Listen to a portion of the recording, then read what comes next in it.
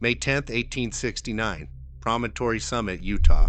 Two locomotives meet nose to nose. A golden spike is driven into the earth. Champagne is poured. Telegraphs fire across the country. The Transcontinental Railroad is complete. Every school child in America knows this moment. It's in every textbook. It's been painted, photographed, commemorated, and celebrated for 150 years. Here's what the textbooks leave out. The two railroad companies that built that line, the Union Pacific and the Central Pacific, had been handed 174 million acres of American land by the federal government. Free. No purchase, no auction. For context, that is more land than the entire state of Texas. And that was only the beginning. What followed was one of the largest transfers of wealth in American history, from ordinary people who had risked everything to build a life on the frontier into the bank accounts of men who had risked nothing and were already rich. They didn't just build the railroad, they dismantled everything the frontier had promised. And when it was over, they rewrote the story so completely that we put their faces on buildings and named counties after them. Here's how they did it, and here's who paid the price.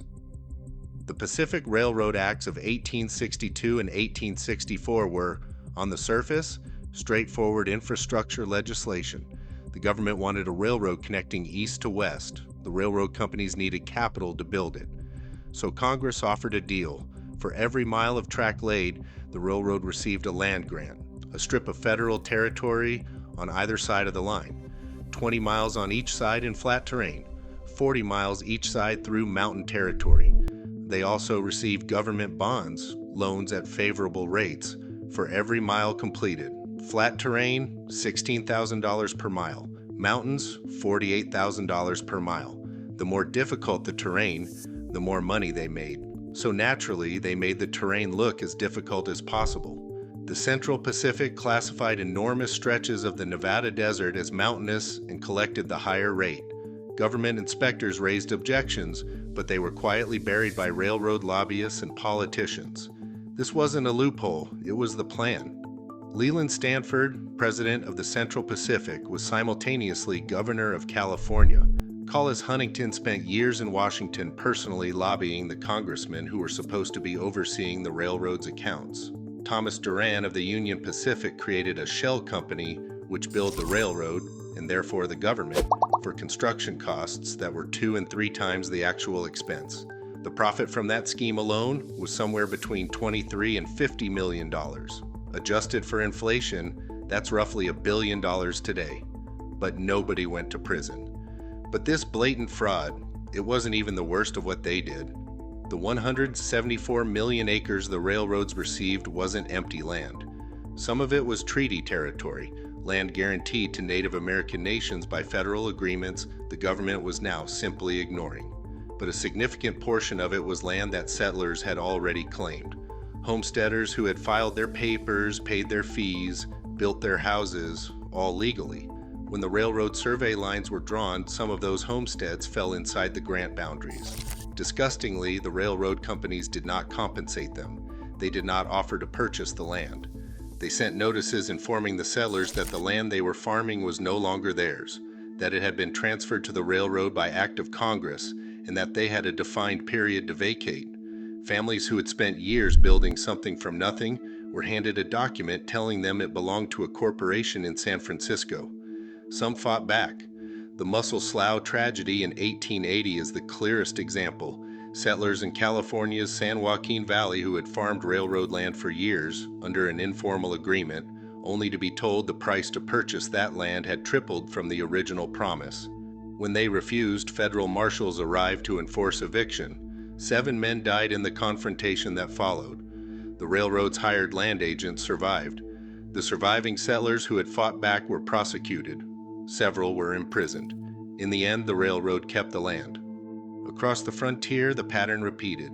Settlers discovered that the Homestead Act, the promise of free acreage to anyone willing to work the land, ran directly into the railroad's prior claim in territory after territory. The railroads had received their grants before most of the settlers arrived. The law, however imperfect, was on the railroad side. What the brochures hadn't mentioned, The brochures the railroad companies themselves had distributed across Europe and the eastern states to attract settlers to the frontier in the first place was that much of the land those settlers would be farming would eventually be subject to purchase at whatever price the railroad decided to set. The railroad companies had actively recruited the people they would later dispossess. The land grants and the financial fraud were acts of opportunism. What came next was something more calculated. The Transcontinental Railroad cut directly through the heart of the Great Plains, through the territory of the Lakota, the Cheyenne, the Arapaho, and dozens of other nations whose entire economic and cultural existence was built around the bison herds. Before the railroad, an estimated 30 million bison roamed the plains. The herds were so large that early railroad trains had to stop for hours while they crossed the tracks. The railroad companies obviously saw these animals as a problem. Army generals and railroad executives said it openly: destroy the bison and you destroy the resistance. Take away the food supply, and the people who depend on it will have no choice but to submit. General Philip Sheridan testified before Congress that the buffalo hunters were doing more to solve what the government called the Indian problem than the entire Army had managed in 30 years. He recommended they be given medals. The railroad companies facilitated industrial-scale bison hunting by transporting hunters into the plains and shipping hides back east. By 1889, the American bison population had collapsed from 30 million to fewer than 1,000 animals. The nations that had lived on the plains for thousands of years watched the foundation of their existence disappear in less than 2 decades. This was not an unintended consequence. The correspondence between railroad executives, Army officers, and government officials makes clear that the connection between bison elimination and forced relocation was understood, discussed, and deliberately pursued. The railroad didn't just cross the frontier, it was used as a weapon against the people who were already there. For the settlers who remained, the ones who hadn't been displaced, the ones who'd found land outside the grant boundaries, the railroad still wasn't finished with them. Because the railroad didn't just move people across the frontier, it controlled who could sell what to whom and at what price. In territory where a single railroad line was the only connection to outside markets, the railroad set the freight rates. Farmers who grew wheat in Kansas or corn in Nebraska had one way to get their crop to Chicago: on the railroad's cars, at the railroad's price. Those prices were not set by competition, they were set by calculation. Charge as much as the farmer can pay without going bankrupt this season, knowing that next season you can charge a little more. Farmers who had survived drought, grasshopper plagues, and brutal winters found themselves destroyed not by nature, but by greedy businessmen in New York. Towns that refused to offer land grants or tax concessions to the railroad were simply bypassed. The line would be drawn 5 miles to the east. A new town would be platted around the depot, and the original settlement, sometimes established for a decade or more, would slowly empty as commerce followed the tracks. The railroad didn't just determine where the West grew, it determined what lived and what died. The men who ran these railroads are no names either. Leland Stanford founded a university that still bears his name. Collis Huntington has museums named after him. The Big Four, Stanford, Huntington, Hopkins, Crocker, are commemorated across California in street names, institutions, and public buildings. Nobody was held accountable for the Muscle Slough evictions. Nobody stood trial for the deliberate elimination of the bison herds.